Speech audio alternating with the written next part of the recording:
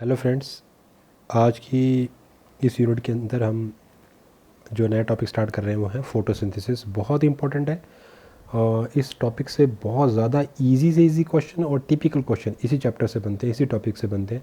और इतने silly question होते हैं कि हम उनको अपनी सिली मिस्टेक्स की वजह से गलत कर देते हैं। तो ध्यान से इस चैप्टर को रीड आउट कीजिएगा। चलिए स्टार्ट करते हैं फोटोसिंथेसिस। तो आज के चैप्टर में हम क्या क्या देखने वाले हैं? Site of the photosynthesis, pigment involve in the photosynthesis, spectrum of light, photo system, mechanism of photosynthesis, photo respiration, C2 cycle, factor affecting और फोटोसिंथेसिस। फैक्टर फैक्टिंग फोटोसिंथेसिस, तो इसमें हम आज लगभग 3 या 4 पॉइंट हम देखेंगे।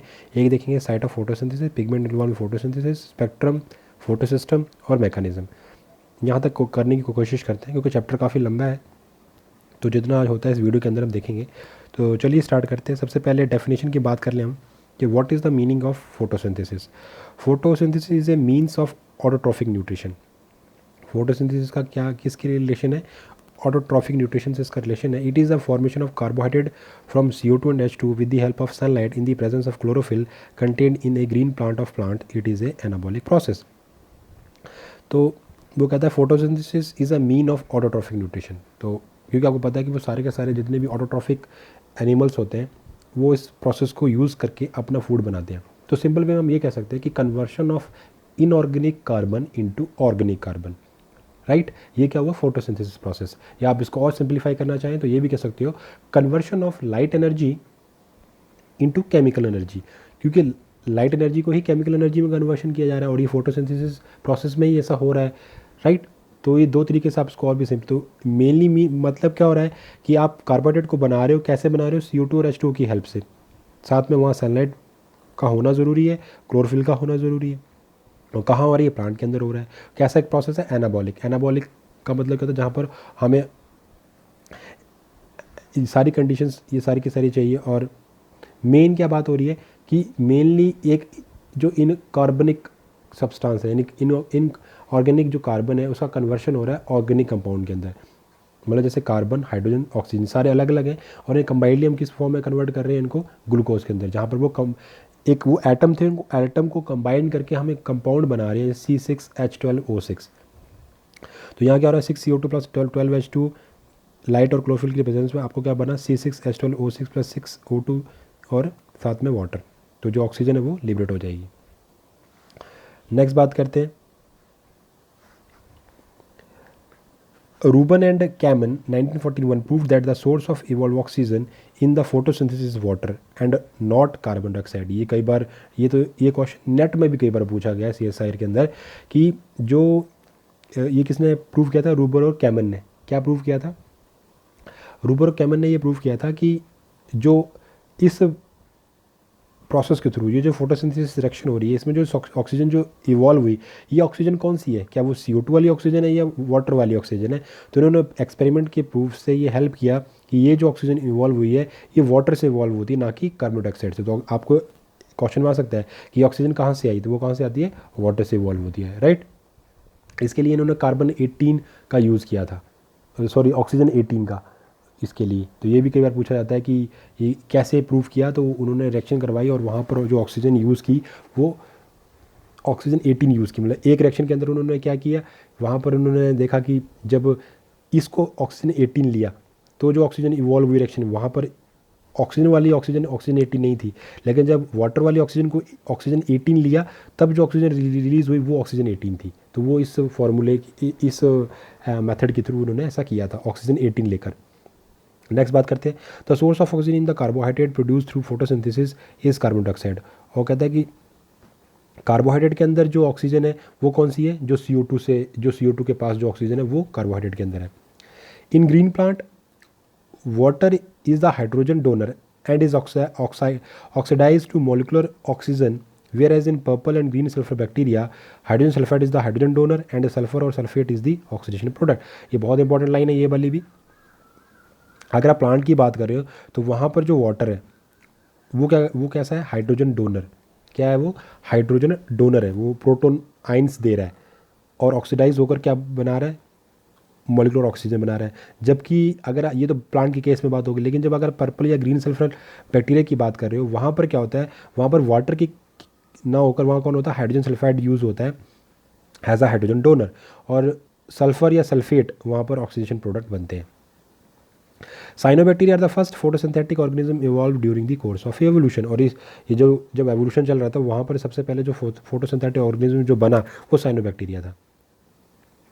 In bacterial photosynthesis, green sulfur bacteria, hydrogen sulfide and other compound are employed as a green hydrogen donor instead of water. ये पहले बात क्लियर होगी।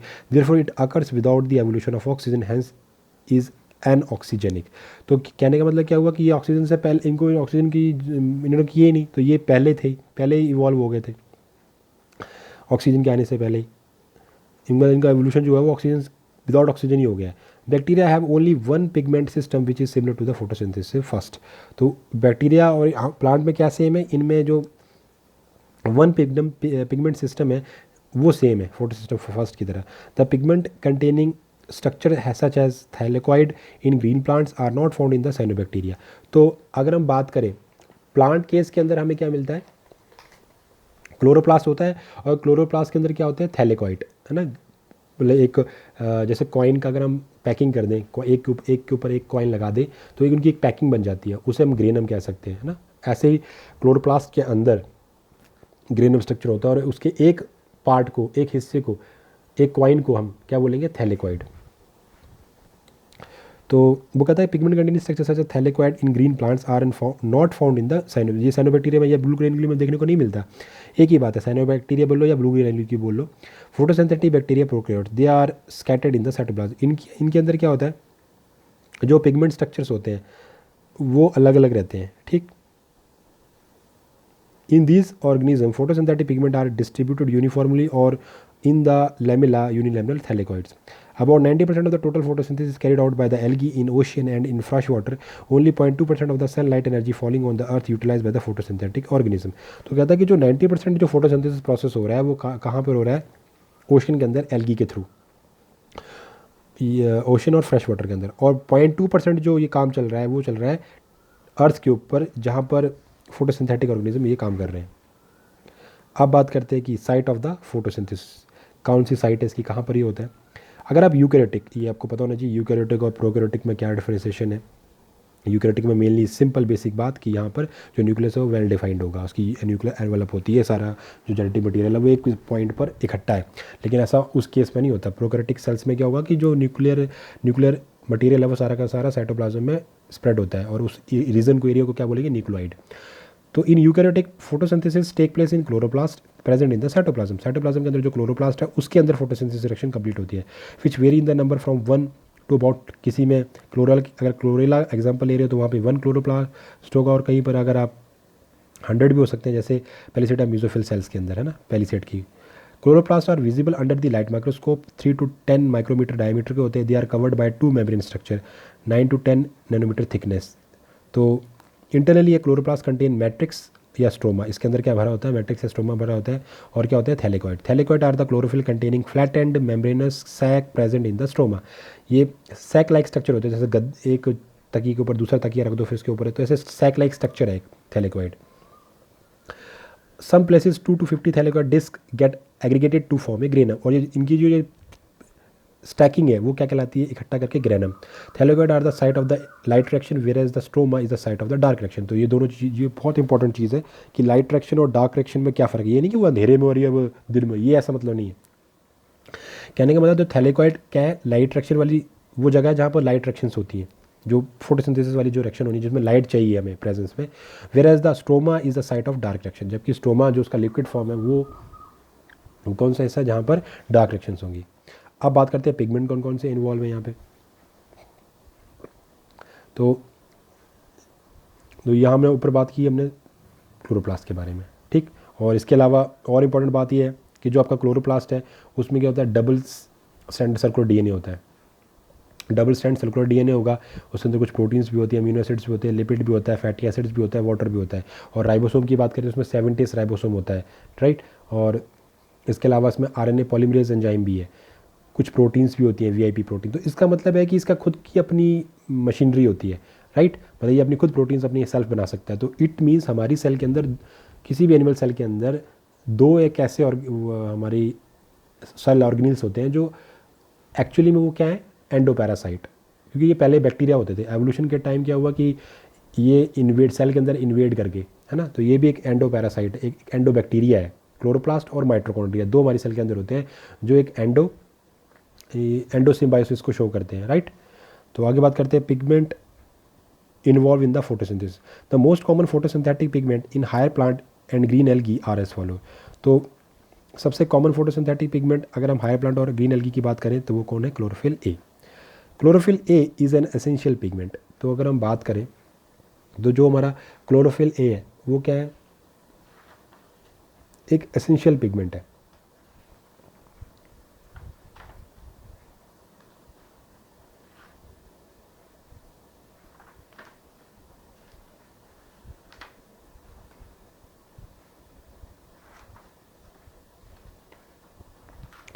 तो चलिए हम बात कर रहे थे कि मेनली बात क्या हो रही है कि क्लोरोफिल ए, तो ये क्या एक सबसे एसेंशियल पिगमेंट होता है photosynthesis, because it convert the light energy into the chemical. Chlorophyll a ही एक ऐसा पिगमेंट है जो लाइट एनर्जी को केमिकल एनर्जी में कन्वर्ट करा। तो मैंने पहले भी बात डिस्कस की थी, एक प्रोसेस क्या है कि लाइट एनर्जी को केमिकल एनर्जी में कन्वर्ट करना, यानी कि एटीपी फॉर्म में। It is also called as a universal photosynthetic pigment और प्राइमरी फोटोसिंथेटिक पिगमेंट।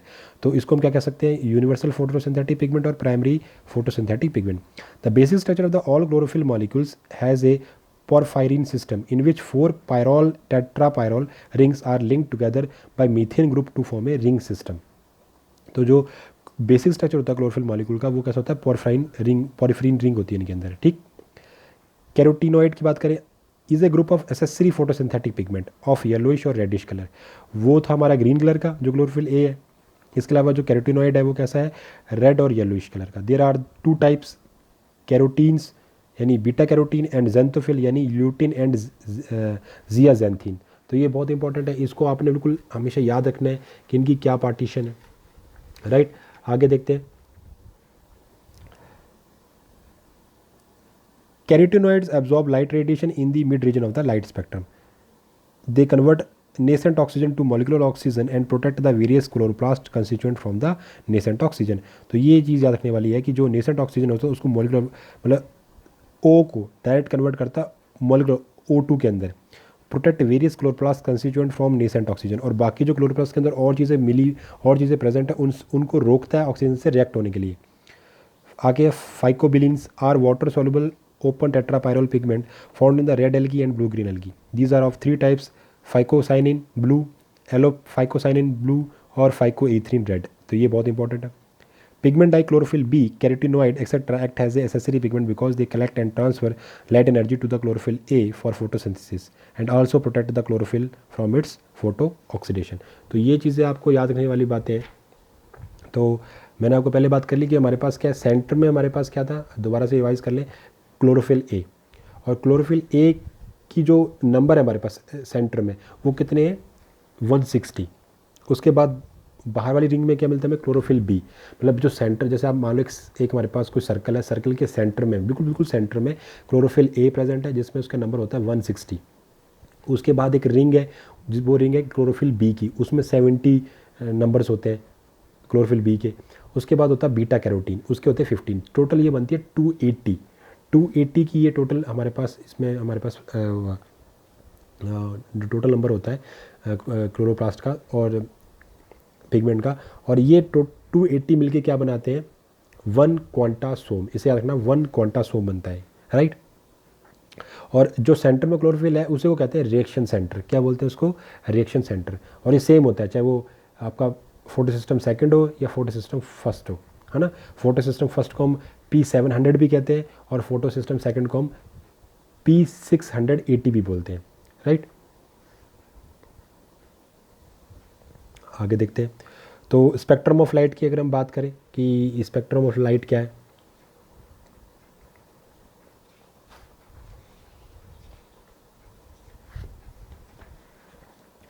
तो light is a narrow band of the radiation energy within the continuous electromagnetic spectrum of radiation emitted by the sun। visible light range from 390 to 760 nanometre. तो जो visible light है total हमारे पास वो कहाँ से कहाँ तक काउंट होती है?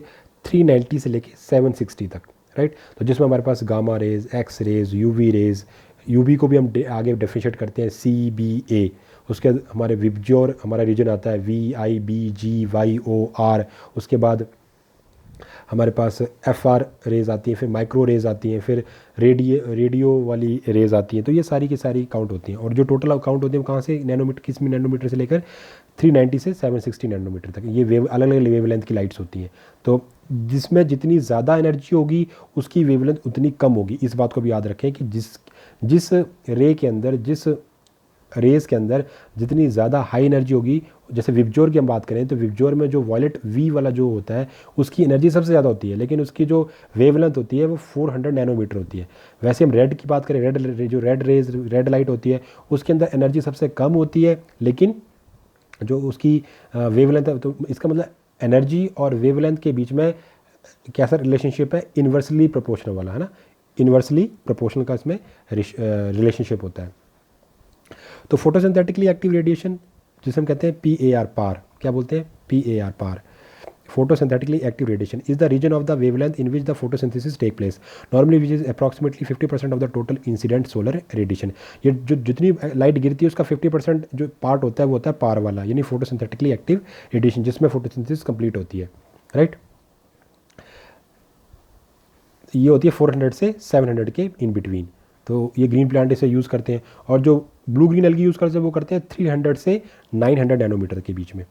तो it ranges 400 to 700 nanometer and plant capture only 2 to 5% of the total PAR. तो टोटल पार का भी जो प्लांट रिसीव कर रहे हैं वो 2 से 5% ही लेते हैं। Absorption spectrum is the graphic representation और the curve showing the various wavelength of light absorb by the pigment.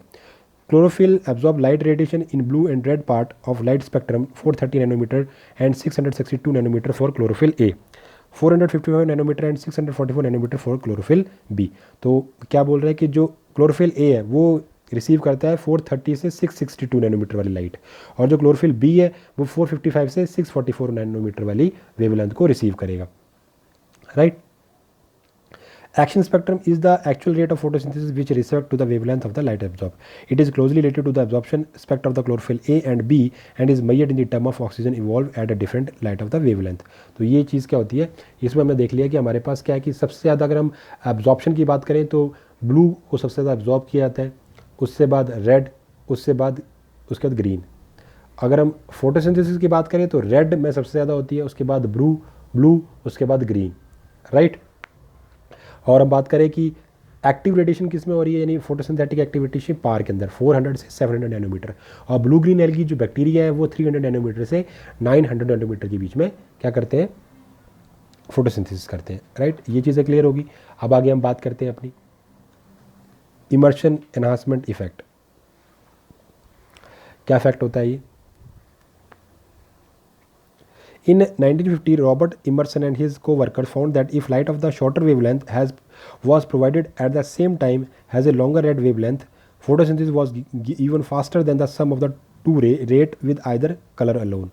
This synergism or enhancement is known as a immersion enhancement effect। इसमें क्या हुआ, रॉबर्ट ने एक्सपेरिमेंट किया और उसके साथियों ने क्या किया, उसने कहा कि अगर आप एक शॉर्टर वेवलेंथ का मतलब जिसकी हाई एनर्जी हो, अगर आप उसको provide at the same time उसे दें, has the longer red wavelength. जब आप एक रेड लाइट भी दे रहे हो लॉन्गर वेवलेंथ वाली, लो एनर्जी वाली, photosynthesis was even faster than sum of two rate with either colour one alone. एक के बजाय अगर आप दोनों को लगातार दे रहे हो तो आपकी जो एनहांसमेंट रेट है वो बढ़ जाती है, इसलिए इसको कहते हैं इमर्सन एनहांसमेंट इफेक्ट। आगे Robert Emerson while determining the quantum yield of the photosynthesis in chlorella by using the chromatic light of different wavelength, notice a sharp decrease in the quantum yield at a wavelength greater than the 680 micron.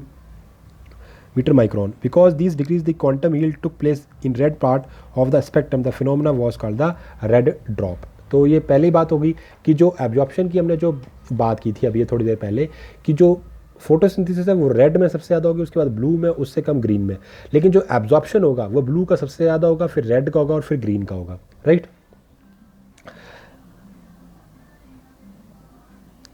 Emerson experiment gave conclusive idea that process of the photosynthesis involved two light reactions. One is carried by the short wavelength absorbing from chlorophyll A and other by accessory pigment including a long wavelength absorbing from a chlorophyll A. This lead to the idea of the two photo system. इस तरीके से पता चला कि दो system काम करते हैं, एक फोटो सिस्टम फर्स्ट और दूसरा फोटो सिस्टम सेकंड। जो फोटो सिस्टम सेकंड है वो 680 पे काम कर रहा है और जो फोटो सिस्टम फर्स्ट है वो 700 पे काम कर रहा है, राइट। मतलब जो फोटो सिस्टम सेकंड है वो 680 पे काम कर रहा है, राइट। तो आगे देखते हैं। अब हम बात करते हैं photo system. These are the functional and structural unit of the protein complexes involve in photosynthesis. तो कहता है ये प्रोटीन की एक स्ट्रक्चरल और फंक्शनल यूनिट है कॉम्प्लेक्स फॉर्म में, जहाँ पर एक्चुअली फोटोसिंथेसिस होगा। Each photo system has a reaction centre, वही बात की थी जो पहले मैंने आपको बता दी, रिएक्शन सेंटर होता है जहाँ पर क्लोरोफिल ए है mainly, which contain special chlorophyll A molecule and is different in both the photo system. और ये जो रिएक्शन सेंटर है दोनों में डिफरेंट रहेगा। फोटो सिस्टम फर्स्ट की हम बात कर लें। Photo system first is present in the stroma thylakoid and non-appressed part of the granule thylakoid। तो अब आपको पता है हमारे पास क्या था, हमने एक मेनली आपको पता था कि क्लोरोप्लास्ट के अंदर क्या है, सारे के थैलेकॉइड्स हैं, वो स्टैकिंग पार्ट्स है, और उसको हम ग्रेनम है और उसमें से एक निकालें तो एक थैलेकॉइड है। थैलेकॉइड डबल मेम्ब्रेन है, ठीक है, इसकी एक आउटर मेम्ब्रेन है, एक इनर मेम्ब्रेन है। तो हम बात क्या कह रहे हैं कि जो आपके फोटो सिस्टम फर्स्ट है वो कहाँ होगा, present in the stroma thylakoid and non appressed part of the granal thylakoid. Its reaction centre has a peak absorption at 700 nanometre called the P7। तो जो आपका फोटो सिस्टम फर्स्ट है वो क्या है, 700 पे काम करता है, इसलिए इसका नाम क्या पड़ गया, P700। अभी आगे डायग्राम भी आएगा तो आपको डायग्राम से काफ़ी अच्छा क्लियर होगा। तो सबसे बड़ी बात क्या है कि आपको ये चीज़ याद रखनी है कि जो आपका फोटो सिस्टम जो 700 वाला है ये कहाँ पर लगे हुए हैं आपके, present in the stroma thylakoid. कहाँ पर है वो, स्ट्रोमा थैलेकॉइड है and non appressed part of granal थैलेकॉइड्स। मतलब जो नॉन अप्रेस्ड पार्ट मतलब बाहर की तरफ है, जो दबा नहीं है। मतलब जैसे आप जब आप एक जैसे फॉर एग्जांपल एक पिल्लो के ऊपर दूसरा पिल्लो रखोगे तो क्या होगा, जो फेज़ एक पिल्लो का दूसरे पिल्लो से मैच कर रहे हैं तो वो एक दूसरे से प्रेस हो गए, वो उस वाले हिस्से में नहीं है, ये बाहर वाले जो अनकवर्ड हिस्सा है उसमें आपको मिलेंगे। And non appressed part of the general thylakoid, granal thylakoid. Its reaction centre has a peak absorption 7 nanometer called P700। It can perform cyclic photophosphorylation independently. तो यहाँ पर क्या हो रहा है, साइक्लिक फॉर्म में होता है। Photo system first is active both in the red and far red light and carry out reduction of NADP। तो ये क्या करता है, NADP की रिडक्शन करता है। Photo system first is having pigment chlorophyll A660, chlorophyll A670, chlorophyll A680, chlorophyll A690 और chlorophyll A700 and carotenoid. It consist of a photo centre light harvesting complex LHC1 and some electron carriers. तो ये आपको सारी चीज़ें याद रखनी पड़ेंगी कि क्या क्या इसके पास होता है। उसके आगे हम बात करते हैं फोटो सिस्टम सेकंड की। It is located in the appressed part of the grana thylakoid, right. तो ये अप्रेस पार्ट जहाँ दबा हुआ पार्ट है। Photo system second is active, photo system is inactive in far red light. तो ये क्या होता है, ये इनएक्टिव होता है फार रेड लाइट में। Beyond the 680 nanometre its reaction centre is P680। It pick up the electron emitted during the photolysis of water and perform non-cyclic photophosphorylation. Water and it pick the electron emitted during the photolysis of water and perform non-cyclic photophosphorylation or the Z scheme of light reaction, right. Photo system second is having pigment chlorophyll B650, chlorophyll A660, chlorophyll A670, chlorophyll A678, chlorophyll A680 and phycobilins. तो ये सारे के सारे आपको इसमें pigments इसी मिलेंगे आपको, राइट। तो एक तो है साइक्लिक और दूसरा है non cyclic. It consist of a photo centre, oxygen evolving complex, light harvesting complex second and some electron carrier. तो जो फोटो सिस्टम फर्स्ट है वो आपको नॉन साइक्लिक जो हमारा है, ये कैसे, जो फोटो सिस्टम फर्स्ट है वो साइक्लिक फोटोफॉस्फोराइलेशन को भी चला सकता है अकेले। लेकिन जो फोटो सिस्टम सेकंड है वो कैसा है, वो उसके अंदर आपको जेड वाली मिलेगी स्कीम। कैसे मिलेगी, जेड स्कीम। चलिए नेक्स्ट बात करते हैं मैकेनिज्म ऑफ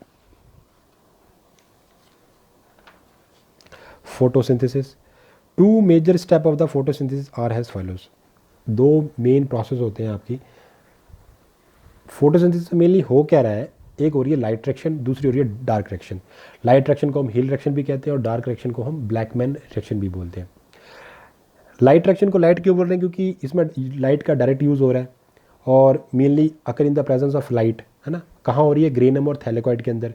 यूज़ कौन कौन हो रहा है इसमें? फोटो सिस्टम सेकेंड का भी यूज़ हो रहा है और फोटो सिस्टम फर्स्ट का यूज़ भी हो रहा है।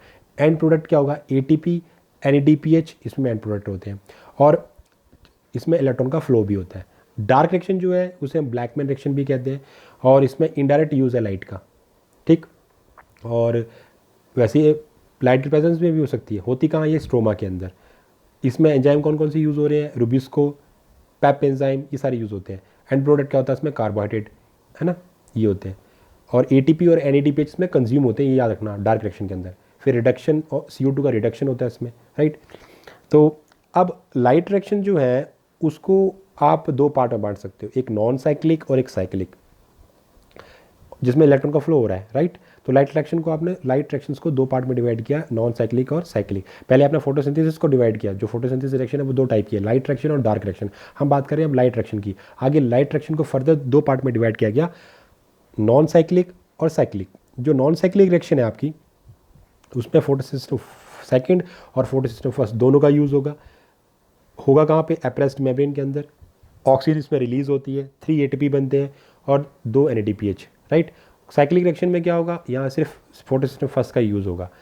और अगर कहाँ बोथ, ये दोनों पार्ट में हो सकती है, एप्रेस्ड में भी और नॉन एप्रेस्ड रीजन दोनों में हो सकती है। ऑक्सीजन का रिलीज नहीं होता और इसमें सिर्फ 2 ATP बनती है। वहाँ पर क्या बन रहे हैं? नॉन साइक्लिक में 3 ATP प्लस 2 NADPH बनते हैं। तो देखते हैं हम इसको। पहले हमारी है लाइट रिएक्शन, तो पहले हम डिस्कस करते हैं लाइट रिएक्शन को।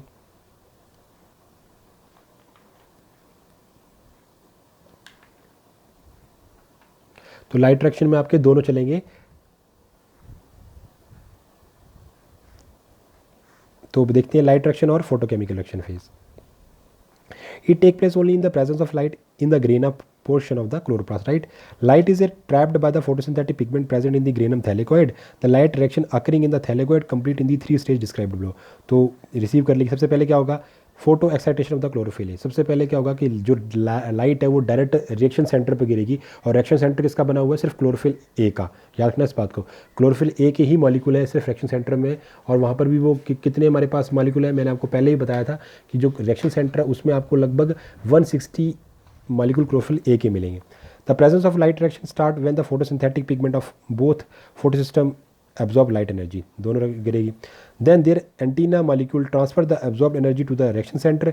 This make the reaction center of the both PS highly photosystem highly energized or photo excited and as a result it emit a pair of electron। तो उससे क्या होगा?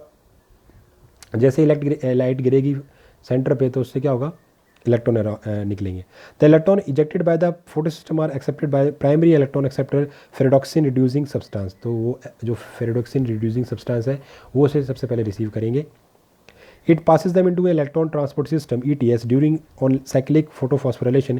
It lead to the reaction of NADP into NADPH plus H positive. While during the both cyclic and non-cyclic photosphorylation, it result in the formation of ATP from ADP and inorganic phosphate.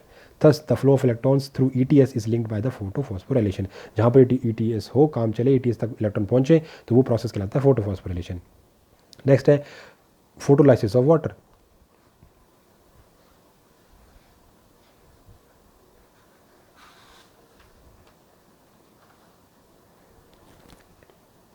In this process, water is split into H positive and electrons. The 2 electrons obtained from the photolysis of one water molecule is passed to the photosystem second. तो सबसे पहले हो क्या रहा है कि lumen के अंदर जो वाटर मॉलिक्यूल्स हैं वो स्प्लिट आउट करते हैं और उनकी स्प्लिटिंग से ही इलेक्ट्रॉन वाटर से निकलते हैं, प्रोटॉन भी निकलेंगे, वाटर भी निकलेंगे, है ना। और ल्यूमन के अंदर जो वाटर एक टाइम में 2 वाटर के मॉलिक्यूल एक साथ स्प्लिट करते हैं और 4 इलेक्ट्रॉन रिलीज होते हैं। वो चारों इलेक्ट्रॉन कहाँ जाते हैं? एंजाइम पड़ा होता है TYRZ, उसके पास जाते हैं और वो उसको कहाँ भेज देता है? फोटोसिस्टम सेकंड के पास, यानी कि P680 के पास, ठीक। तो क्या हो रहा है कि water split into H proton and oxygen and electrons. The 2 electron obtained from the photolysis of one water molecule is passed to the photosystem second. An oxygen evolving complex is located on the inner side of the thylakoid membrane. Photolysis of the water also require the minerals such as magnesium. क्लोराइडाइन और calcium, इनकी वजह से ये सारा काम होगा। The proton and oxygen formed in the process are release within the lumen of the thylakoid and oxygen is evolve by the by product. Whole is reaction is summarised as given below. तो 2 water के molecule split out होंगे, मैंने पहले बात कर ली, और हमारे पास 4 electron निकलेंगे। ठीक, फिर क्या होगा, द फोटोलिसिस ऑफ वाटर और फोटो, ये ऑक्सीजन एंड में काम होगी, सबसे एंड में इसका यूज़ होगा। द फोटोलाइसिस ऑफ वाटर और photochemically oxidation of water was first described by Van Niel in 1931. Later on it was demonstrated by R. Hill 1937. Therefore it is also called the Hill reaction. मैंने पहले ही बात कर ली कि light reaction को हम हिल reaction भी कहते हैं, क्योंकि हिल ने इसको डिस्क्राइब किया था। नेक्स्ट है photophosphorylation. It is the light driven और light energized synthesis of ATP molecule. It was discovered by the Aron et al. In 1954. Photophosphorylation reaction are of 2 type. पहली है नॉन साइक्लिक फोटोफॉस्फोराइलेशन, दूसरी है cyclic photophosphorylation. Non cyclic में क्या हो रहा है, when ATP formation is coupled on a non-cyclic transfer of electron, it is called a non-cyclic photophosphorylation. During this process, electrons are not cycled back to the p680, that is p system second. They are used in the reduction of NADP to NADPH2. It is also utilized water to release oxygen and hydrogen photolysis. The electron emitted by the reaction center p680 are first accepted by the electron acceptor plastoquinone. तो मतलब क्या है कि सबसे पहले जो electron p60 से कहाँ किसके पास गए, इलेक्ट्रॉन एक्सेप्टर PQ के पास। PQ क्या होता है, प्लास्टोक्विनोन। ठीक, these electrons are then transferred through electron carrier like cytochrome B6, cytochrome F and finally of the plastocyanin. Last में किसके पास पहुंच जाते हैं, ये प्लास्टोसाइनिन के पास। Cytochrome, plastoquinone and plastocyanin are the important electron carriers, they are described as below. पहला आ गया cytochrome. These are small protein and that contain a cofactor heme having a iron atom. Cytochromes are intrinsic membrane protein of thylakoid membrane. Plastoquinone PQ, they transfer electron over short distance within a membrane. They are a long hydrocarbon tail in hydrophobic, thus they dissolve easily into the lipid component of the chloroplast membrane. Plastocyanin PC, it is a small protein that carry electron with the help of copper. From the plastocyanin, electrons are finally transferred to the reaction center PS first or photosystem first, also receive the photon of the light and becomes photoexcited. Now it expel electrons that enter the ETS. Finally the NADP positive present in the stroma receive electron through ETS.